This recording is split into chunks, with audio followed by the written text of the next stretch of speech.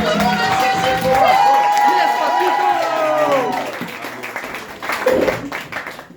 Et ouais, il était tendu quand même le passage pour moi. Hein, si je peux me permettre. Oui, parce que c'est ça le problème, messieurs, dames, je ne peux pas être hyper bonne et bien passer entre les rangées. Voilà, je me permets, je pose ça ici. Quand ça fait 12 minutes, vous criez, d'accord? Non, le faites pas, ça va me vexer. J'ai beaucoup de problème de confiance. Voilà.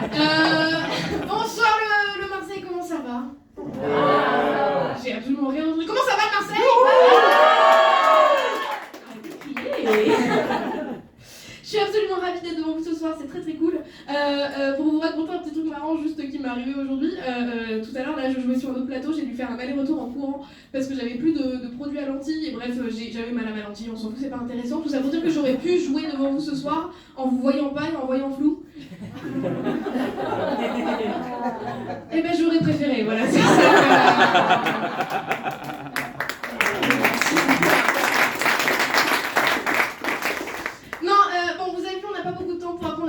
C'est des passages rapides, du coup si ça vous va, on va faire les présentations hyper vite, comme ça vous me connaissez un peu mieux, je vous connais un peu mieux. Voilà, par applaudissement, messieurs, dames, les autres, qui pensent que je suis hétérosexuelle? Mais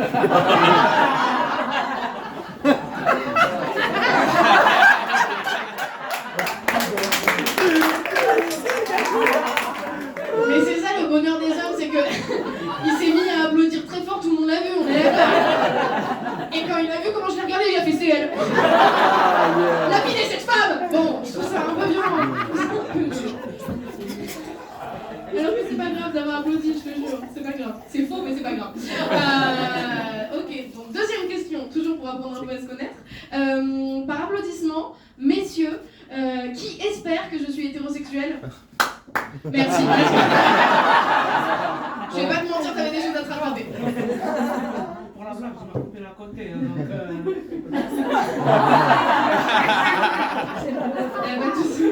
Et elle a un numéro, ta copine ou...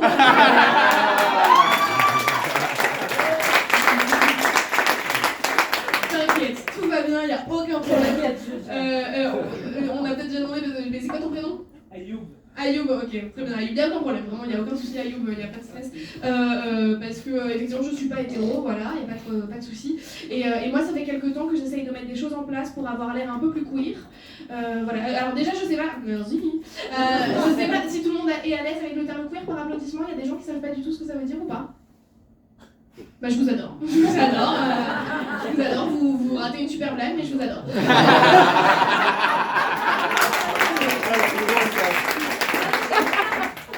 Non, moi ce que je dis en général, du coup, quand il y a des gens qui savent pas ce que c'est, enfin quand il y a des hétéros dans la salle, globalement, j'explique que pour moi, être queer, c'est toutes les sexualités qui sortent un peu de la norme. Et évidemment, je précise toujours que quand je parle de sexualité, je parle principalement d'identité de genre et d'orientation sexuelle. Hein, que personne ne sorte d'ici en allant dire que Marc Dutroux était queer, s'il vous plaît.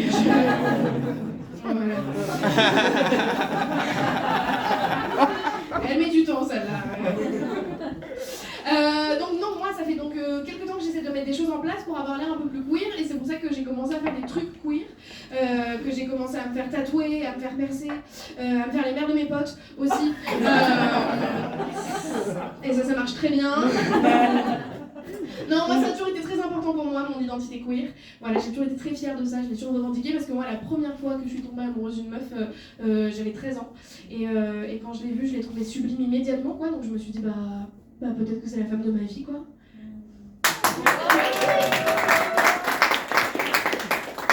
Ouais, jusqu'au moment où elle a dit installez-vous dans le calme et sortez une copie double. Bon.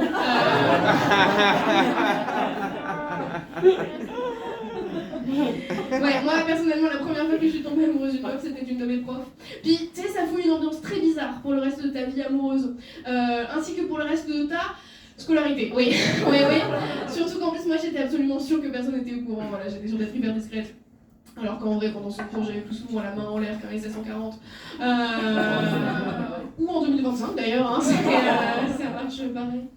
Non, j'étais sûre que personne ne savait, alors que j'avais tout le temps 20 sur 20 dans sa matière, alors que c'était ma prof de maths. Ouais. Et que moi, très personnellement, j'ai jamais compris comment un arbre pouvait tenir debout s'il avait des racines carrées. C'était le seul jeu de mots de 7, tout va bien. Voilà, je crois qu'il y a. Il y en a certains que c'est attendu, les gens ils aiment pas trop les jeux de mots, il n'y a pas de problème. C'était le seul. Si vous l'avez trouvé un peu bancal, c'est normal, il y avait des racines carrées.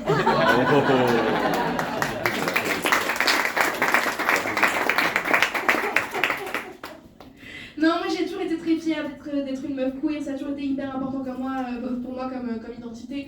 Alors que la vérité c'est que pendant longtemps j'ai eu beaucoup de mal à fréquenter des meufs.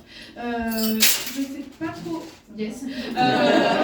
Je sais pas trop pourquoi, j'avais beaucoup de mal. En vrai si je sais pourquoi, parce que la vérité c'est que mesdames, pendant très longtemps moi j'ai eu très peur de vous. Voilà, j'étais terrorisée. Mesdames, pour que j'ose vous aborder normalement, il aurait fallu que vous soyez moins belle, moins drôle, moins intelligente. Que vous fassiez du moins bon sexe que moi. Globalement, il aurait fallu que vous soyez des hommes.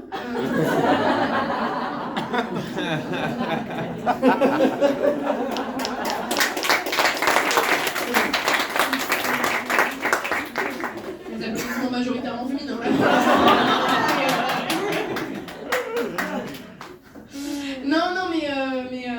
Mais c'est pas grave. En vrai, messieurs, en plus, c'est que c'est même pas vrai ce que je viens de dire. Parce que la vérité, messieurs, c'est que vous avez toutes vos chances avec moi, malheureusement. Parce qu'en ce moment, j'ai quelques points de karma à rattraper, donc je me dis que si faire de la charité peut aider.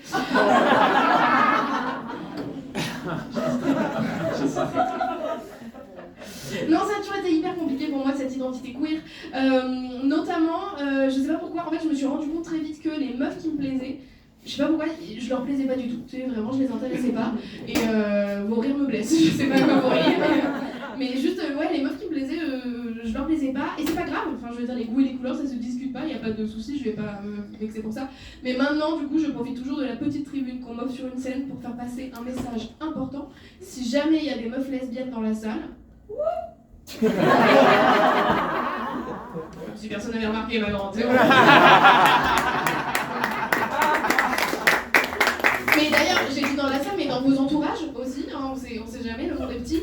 Voilà, si jamais il y a des meufs lesbiennes dans vos entourages, n'hésitez pas à leur faire passer le message, c'est un message de santé publique, qui peut paraître un peu violent. Le message c'est 06 52 30 43 93. 06 52 30. Non, je t'en supplie parce que là c'est juste vexant. Bon. Non, ça a été compliqué pendant longtemps, moi, cette identité queer, de réussir à m'assumer là-dedans. Moi, je pense que un des petits trucs qui fait que j'ai eu du mal pendant longtemps à fréquenter des meufs, c'est que je pense que, tu sais, mes modèles masculins, c'était pas les bons. Du coup, je me suis construite bizarrement. Moi, déjà, j'ai fréquenté beaucoup de mecs dans ma vie, énormément de mecs, trop de mecs. Moi, j'ai un pote, un jour, il m'a dit « Mathilde, pour moi, t'es vraiment une croqueuse d'hommes. » Et j'étais hyper vexée. Sans doute parce que c'était la vérité. Mais, non, j'ai trouvé ça très vexant. Et même, en vrai, croqueuse d'homme, le terme était pas assez fort. Oh là, non. Non, j'étais une avaleuse d'homme.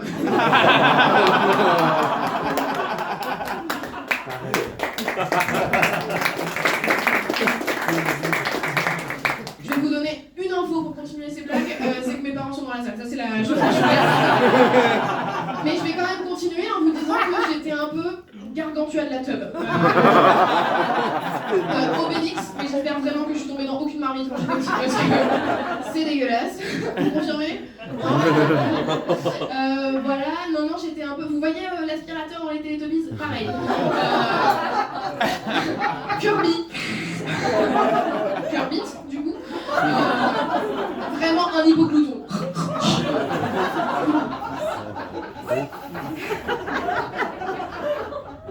Ouais, non, moi je pense que je consommais les hommes comme on consomme un fast-food. Je savais que ça allait pas être très bon, mais au moins ce serait rapide. Et c'était ouvert à n'importe quelle heure du jour et de la nuit. Ouais, non, moi je pense que j'ai donné tout son sens au terme pique-niquer. Un jour, messieurs, dames, j'avais tellement faim, je suis allée en maison de retraite, j'ai appelé ça un casse-croûte. Bon.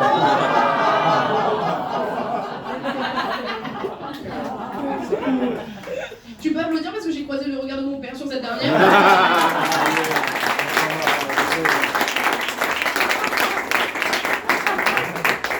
Est-ce que c'est des larmes de tristesse que tu viens d'essuyer? Arrêtez, ne regardez pas, ça va le mettre mal à l'aise. En plus, la vérité, je peux continuer à parler de toi, papa? La vérité, c'est que moi, pendant longtemps, je pense que je souffrais d'un grand problème problème que plein de meufs pas hétéros rencontrent aussi, on en a peut-être parmi vous, qui s'appelle l'hétérosexualité compulsive. C'est ce petit truc qui faisait que j'avais beau baver sur toutes les femmes que je rencontrais, je continuais donc à coucher avec des hommes. Mais tu sais, comme si mon cerveau était en mode un orgasme. Non. Non, j'en ai déjà eu un il y a quoi, 3 mois. Et plutôt aller avec ce grand truc d'1m92 plein de poils. Qui va ronfler tellement fort, qui va m'empêcher de me finir pendant la nuit. Oui. Et le pire... Ouais.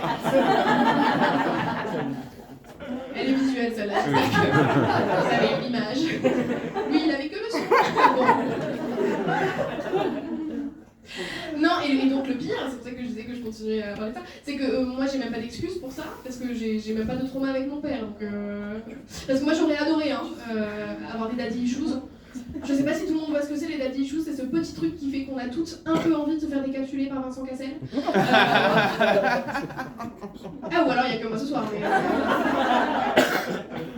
Ça fera plus de Vincent pour moi. Hein. Je suis un peu trop vieille pour lui. Mais,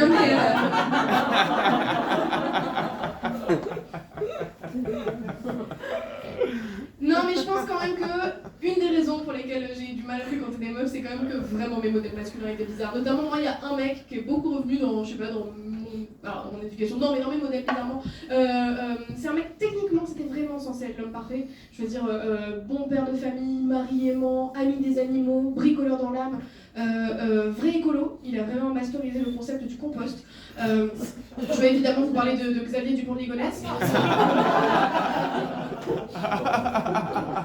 Moi je suis un peu obsédée par l'histoire de ce mec. Voilà. Pour ceux qui l'auraient pas, c'est donc ce père de famille, il vivait à Nantes avec tout le monde, avec toute sa mif, et puis du jour au lendemain on a constaté la disparition de tout ce beau monde. Et puis donc on a entamé des fouilles pour essayer de le retrouver. Et pour essayer de le retrouver. Pardon, je me suis perdue. Je vais aller straight to the point. Non, on a entamé des fouilles pour trouver les membres de la famille. Et puis on a constaté qu'ils étaient tous sous la terrasse de la maison familiale. Tous, non, bah voilà, il manquait le père de famille, voilà, Xavier, le patriarche, Xav pour les intimes. Et moi je me suis beaucoup trop renseignée sur l'histoire de ce mec, donc j'ai appris des choses horribles, vous allez savoir aussi, je suis absolument navrée. Il avait pensé à tout, jusqu'à l'achat de sacs de chaux pour recouvrir les corps, accélérer la décomposition pour éviter les mauvaises odeurs. Il a tué tout le monde dans la nuit avec une balle dans la tête après les avoir drogués. Et le pire, et c'est là que je me suis vraiment dit qu'il fallait que j'arrête de m'intéresser à cette histoire, c'est quand j'ai appris que il a tué et enterré les 2 chiens avec. Et c'est là qu'est ma putain de limite en fait. Parce que je veux dire la bonne femme et les 4 enfants, on passe des mauvaises journées. Bon, mais les chiens, tu sais, moi j'imagine juste un truc, c'est Xavier avec une croquette dans la main, le flingue dans l'autre, en mode qui. Bah alors, on l'a bien rattrapé la babale.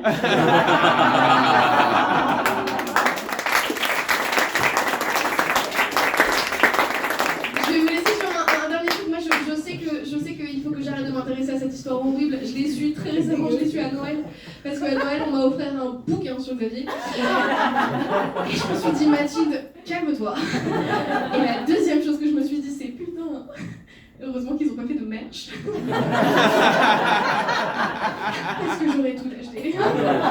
Vous imaginez le kit Lego du 55 boulevard Schumann à Nantes avec des démontables. C'est le label Xavier Dupont-Ligonnès, parce qu'un repas en famille, ça creuse.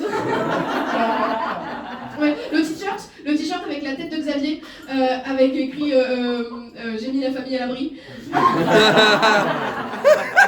Et je pense que ça la fout mal, parce que, et je vais vous laisser là-dessus, par applaudissement, malgré ma plastique incroyable. Je vous emmerde. Malgré ma plastique incroyable, si au moment de faire l'amour, je sors de mon sac une capote avec la tête de Xavier, avec écrit dessus, moi aussi, fais-moi des trous, par applaudissement, tu me baisses quand même. Et ben vous avez dit cette fin, le Marseille Comedy Club. Merci.